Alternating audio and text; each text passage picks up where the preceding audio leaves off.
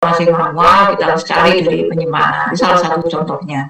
Kemudian ini akan sangat mudah juga untuk meningkatkan kepatuhan klinis karena dengan menggunakan rekam medis elektronik kita bisa memantau ya kepatuhan tenaga kesehatan ini dalam melaksanakan pelayanan pada pasiennya.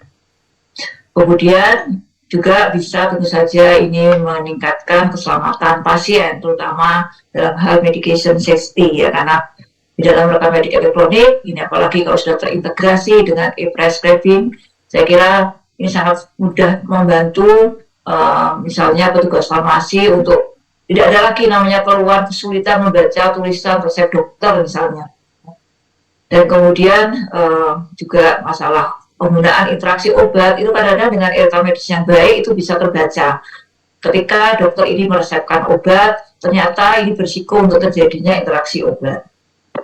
Nah, secara kegunaan dan fungsi, kegunaan secara primer jelas tadi bahwa dengan menggunakan electronic medical record ini kita bisa melakukan manajemen perawatan pasien dengan lebih efisien ya, mulai dari kedatangan ya, mulai dari pendaftaran ya bahkan ya secara online kedatangan, kemudian kita bisa melakukan assessment awal ya, mungkin assessment awal ini dibantu oleh petugas misalnya PPI selain dokter ya, misalnya perawat begitu ya, sehingga ketika pasien ini menuju ke ruang dokter, kita sudah bisa mendapatkan asesmen awal dari tenaga klinis, kemudian bisa melakukan SOAP secara rinci, kemudian bahkan kita bisa melakukan evaluasi perawatan dengan mudah ya, mulai dari evaluasi perawatan antar profesional maupun dengan riwayat-riwayat rekam medis sebelumnya hingga pasien ini pulang.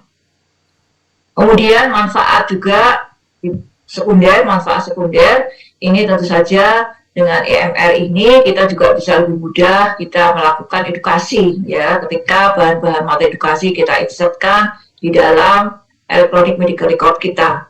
Kemudian juga electronic medical record ini bisa menjadi bukti hukum ya.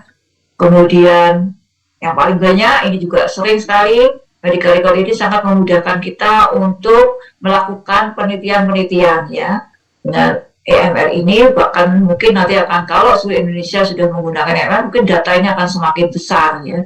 Sehingga banyak hasil-hasil penelitian yang berkualitas yang dihasilkan oleh pendidik-pendidik di Indonesia.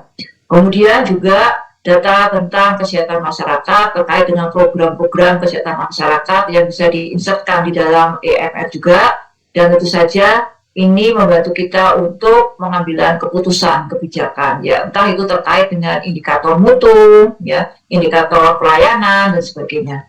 Terutama misalnya yang paling sering kita indikator misalnya waktu tunggu ya, kalau menggunakan EMR ini biasanya indikator waktu tunggunya akan mudah kita melihatnya ya, karena jam kedatangan, jam kepulangan, jam masuk di ruang pemeriksaan, jam mendapat pelayanan farmasi dan sebagainya itu akan mudah untuk di tracing ya.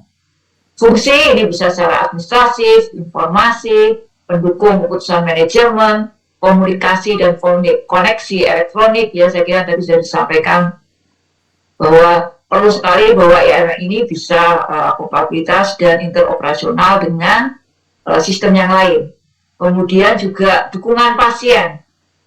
Ini sebagai contoh di Inividos kita membuat fasilitas-fasilitas, antara lain ini pengembangan dari aplikasi dimiliki oleh pasien, aplikasi ibu hamil yang dari buku KIA dibuat di dalam aplikasi yang kemudian ketika ibu hamil ini datang ke klinik ini bisa diinteroperabilitaskan ya dengan sistem yang ada, ERM yang ada di klinik ya, sehingga sangat mudah, sangat membantu tenaga klinis ya di klinik ataupun di puskesmas untuk bisa membaca perjalanan dari ibu hamil ini.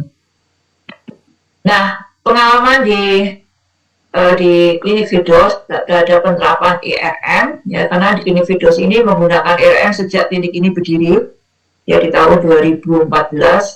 Banyak hal yang kami rasakan dalam memanfaatkan e-rekam medis ini. Yang pertama, ya e-rekam medis ini ternyata memang bisa meningkatkan kepuasan pasien dan tenaga kesehatan. Banyak isian-isian kepuasan pasien yang terkait dengan kepraktisan ya sistem menggunakan pelayanan secara digital ya, mulai dari pendaftaran online ya sampai resep ya, di mana pasien selesai periksa dokter, dia tidak perlu lagi menuju ke farmasi untuk menyerahkan resep, tapi tinggal menunggu panggilan ya ketika obat ini tersedia.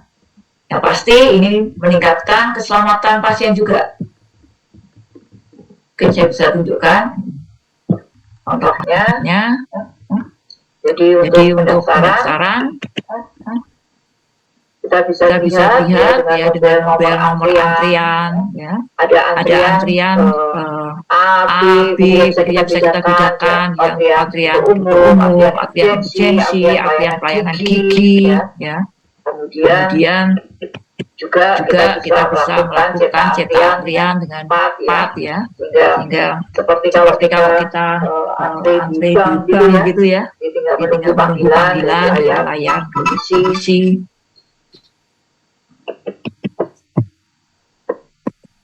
Kemudian juga untuk masalah keselamatan pasien bisa dengan sistem Recamedik ini, Recamedik kita bisa memasukkan berbagai peringatan seperti contohnya di sini adalah peringatan alergi obat ya, atau obat-obat yang rutin digunakan. Ini selalu muncul ketika dokter atau tenaga kesehatan lain membuka rekam medis, ini akan muncul ya peringatan tentang alergi obat yang sering digunakan ya. Juga riwayat rekam medis sebelumnya juga kita bisa melihat tentang terakhir ini dia dapat terapi apa ya, keluhan apa itu bisa terlihat ya. Kemudian dengan menggunakan RF kita bisa juga melakukan pemeliharaan kesehatan secara komprehensif ya. Kita bisa melihat misalnya kita bisa membuat status merokok ya. Sehingga kita tahu pasien ini statusnya perokok, aktif, pasif atau tidak perokok. Ini selalu muncul sehingga kita dalam melakukan